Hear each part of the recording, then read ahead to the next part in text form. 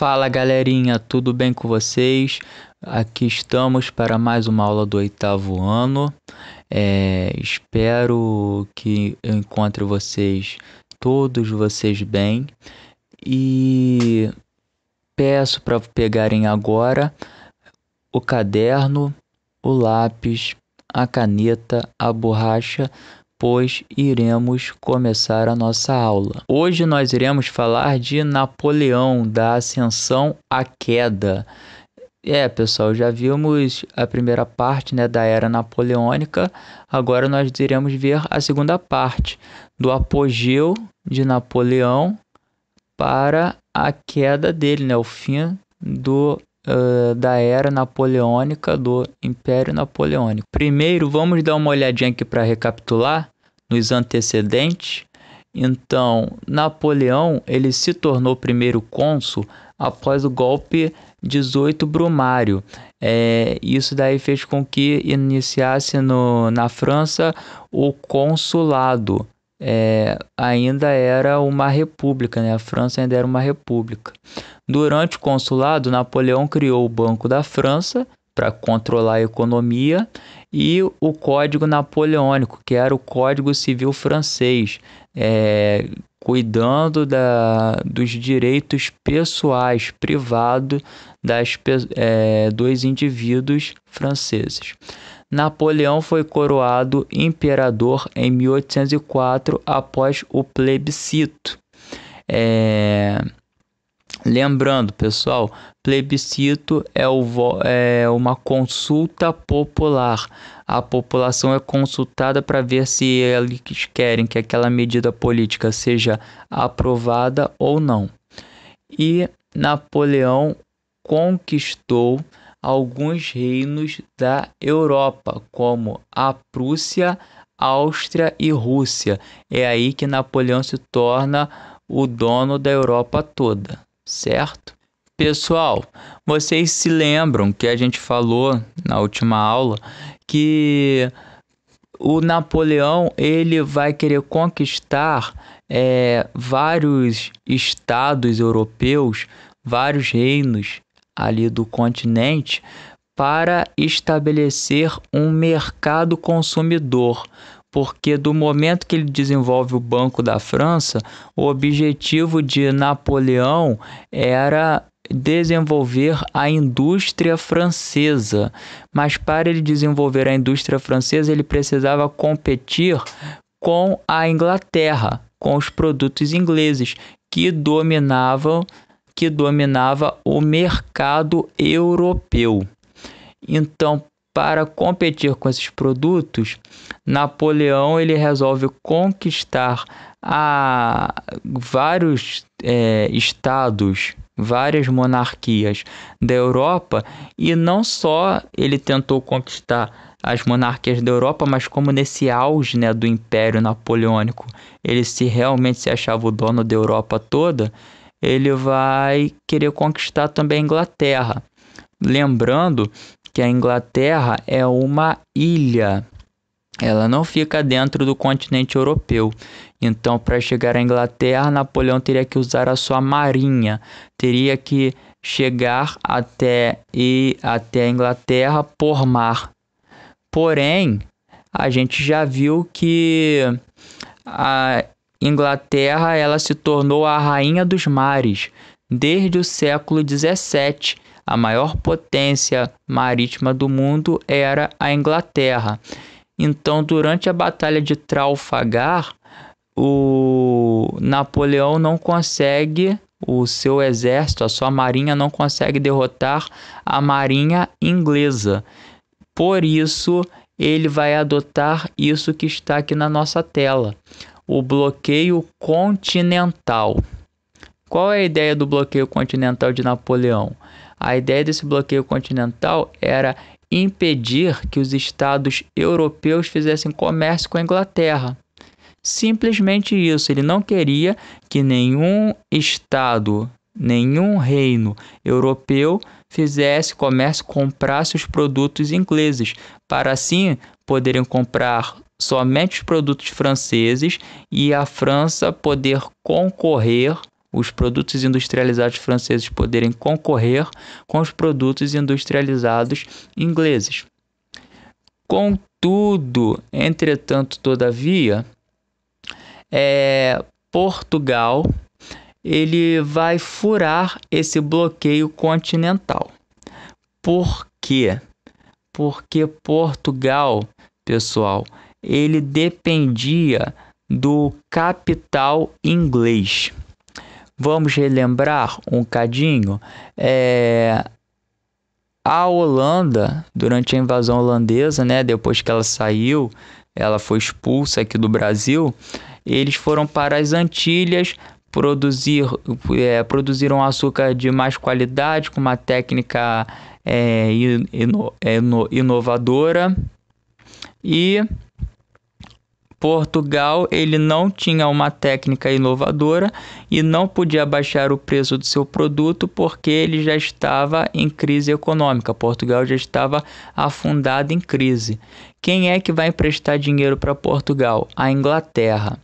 Então, toda a riqueza que Portugal extraía aqui do Brasil, Portugal já mandava direto para a Inglaterra para pagar a sua dívida. Então, e um desses acordos financeiros para pagar a dívida de Portugal foi o Tratado dos Panos e Vinhos. O que dizia esse tratado?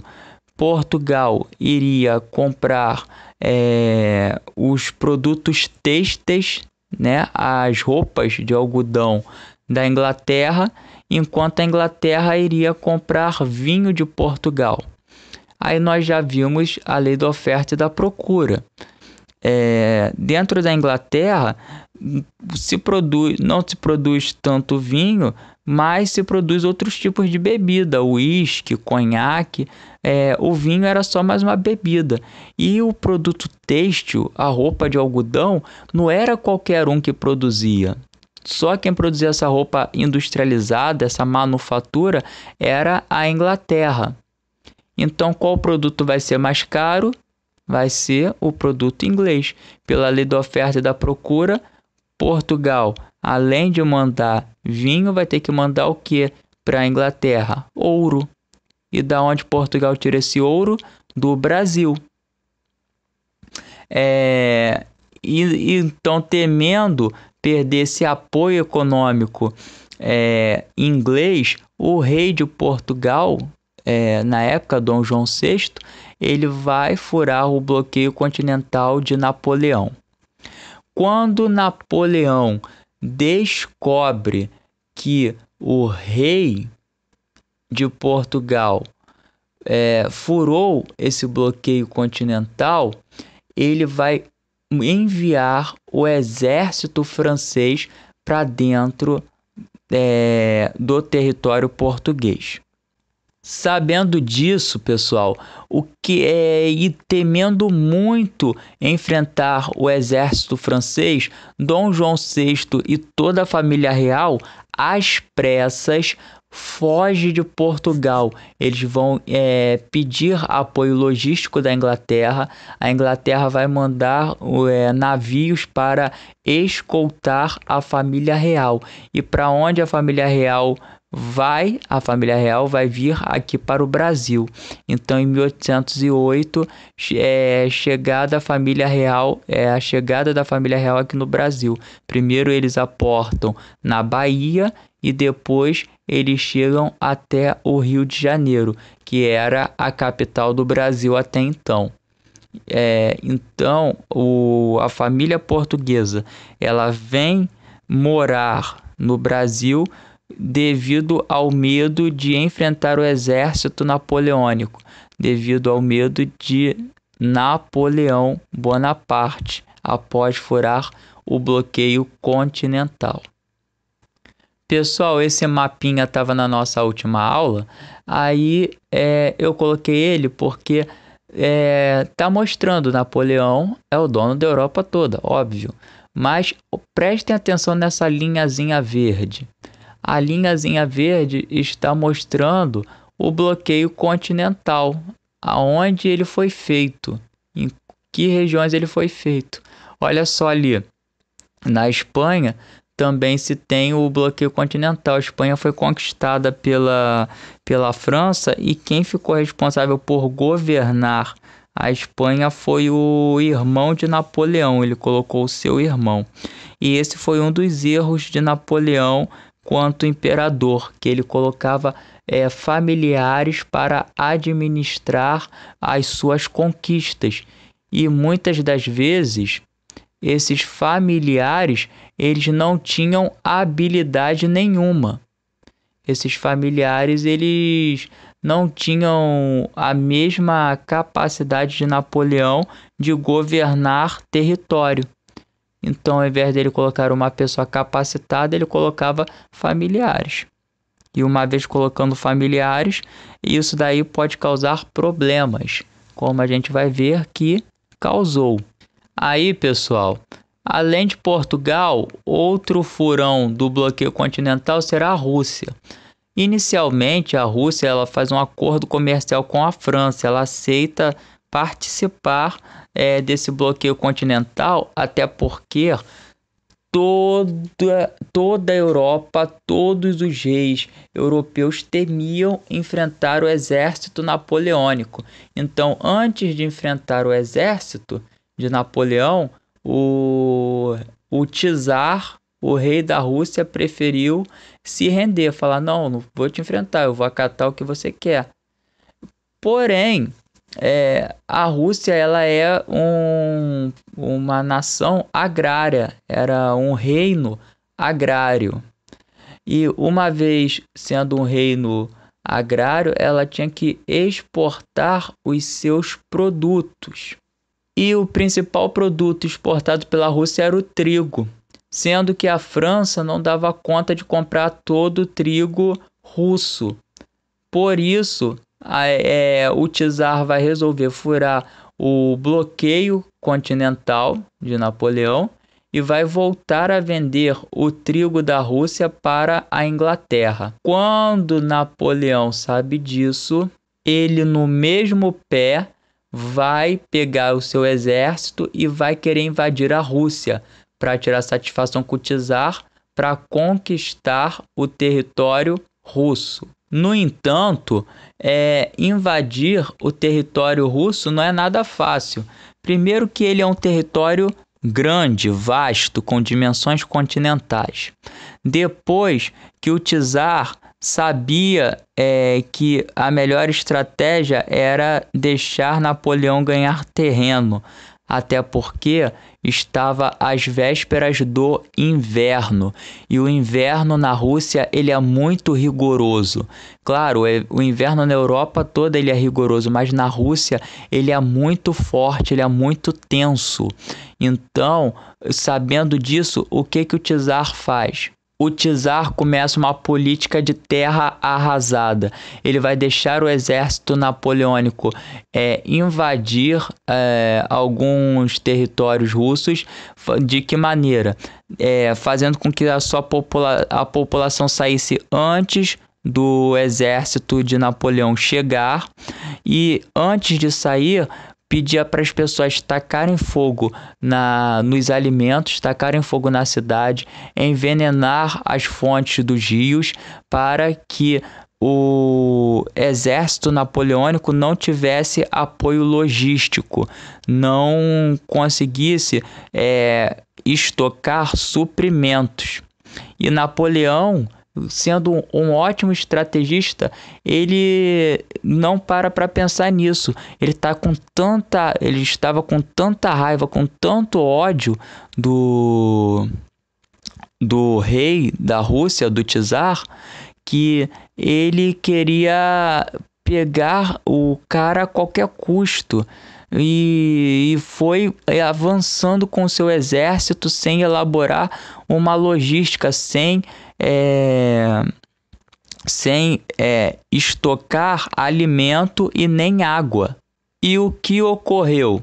Sem alimento nem água e só marchando para frente, Napoleão termina pegando o inverno russo. E é aí que o negócio ficou esquisito para o exército napoleônico. o general Inverno, aquele todo-poderoso, vai destruir mais da metade do exército napoleônico. O exército napoleônico vai morrer de frio. O exército napoleônico, além de frio, vai morrer de fome devido à política de terra arrasada. E quando o czar percebe que o exército de Napoleão está enfraquecido, aí sim ele vai enviar o exército russo para combater o exército francês e derrotar este exército que já estava fraco fisicamente por causa da alimentação e moralmente porque perdeu muitos soldados para o inverno russo, para o frio, para a fome. Assim, Napoleão perdeu a sua primeira guerra em terra. Ao perder sua primeira guerra em terra, Napoleão ele volta apenas com 30 mil homens para a França. E esses homens já estavam cansados, fracos, querendo só descansar. E aproveitando esse momento de fraqueza de Napoleão e de todo o exército francês, a Rússia, a Prússia, a Áustria, a Suécia, a Inglaterra, eles vão fazer uma aliança, vão se juntar para derrotar Napoleão de vez. Quando Napoleão ele está retornando para a França, ele é pego por essa aliança, por esse exército inimigo e é preso na ilha de Elba. Aí vocês podem ver, pessoal, a ilha de Elba ela fica no meio do mar Mediterrâneo, entre o território italiano e entre a Córcega, né? A ilha que agora pertencia à França e foi onde Napoleão nasceu. Com a saída de Napoleão do poder, né? Ele estando preso em Elba, a Inglaterra, a Prússia, a Áustria e a Rússia, eles vão colocar novamente no poder da França uma monarquia. Vão querer restaurar o poder colocando o Luís XVIII no poder novamente. Só que o Luís XVIII ele não tinha a simpatia do povo. E o que vai acontecer? Napoleão, sabendo disso, Napoleão vai fugir da ilha de Elba e vai querer tomar o poder novamente. E aí chegamos a algo que chamamos de o governo dos 100 dias. Napoleão, ele abandona, ele foge da ilha de Elba com um pequeno exército para reassumir o poder dentro da França. Quando ele chega no território francês, ele é aclamado pela população. A população francesa exalta a volta de Napoleão. Por quê? Apesar da derrota para a Rússia, Napoleão ainda era bem visto pelo povo. Napoleão, ele não só era bem visto pelo povo, como também ele era amado, ele era querido, ao contrário do rei Luís XVIII, que não tinha nenhuma simpatia. Então, durante 100 dias é um pouco mais de 3 meses, Napoleão vai ficar no poder até ter que enfrentar novamente uma coligação das monarquias da Europa, né, da Inglaterra, da Áustria, da Prússia, da Rússia, contra o seu exército. É a Batalha de Waterloo. E esta foi a última batalha de Napoleão. Napoleão perdeu a Guerra de Waterloo, foi derrotado e após ser derrotado, ele foi preso na ilha de Santa Teresa dessa vez. E ao contrário da ilha de Elba, a ilha de Santa Teresa, ela não fica ali no mar Mediterrâneo, dentro do continente europeu, próximo ali, não. A ilha de Santa Helena, ela fica no meio do Oceano Atlântico, entre o continente africano e o continente americano. Olha só, observa aí. o pontinho vermelho é a ilha de Santa Helena. Olha só quão distante ela fica de qualquer continente. Então eles colocaram Napoleão para ficar preso até a sua morte. E foi o que aconteceu. Ele ficou preso neste local, na ilha de Santa Helena, até falecer em 1821. Somente depois da sua morte, em 1821, é que o corpo de Napoleão retorna ao território francês.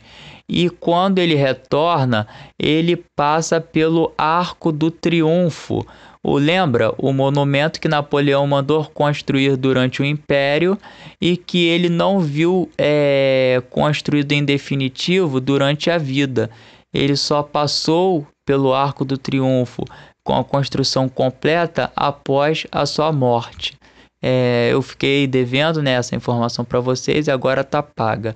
É isso aí, pessoal. Sobre a Era Napoleônica, nós ficamos por aqui, encerramos. Essa parte está completa. Valeu!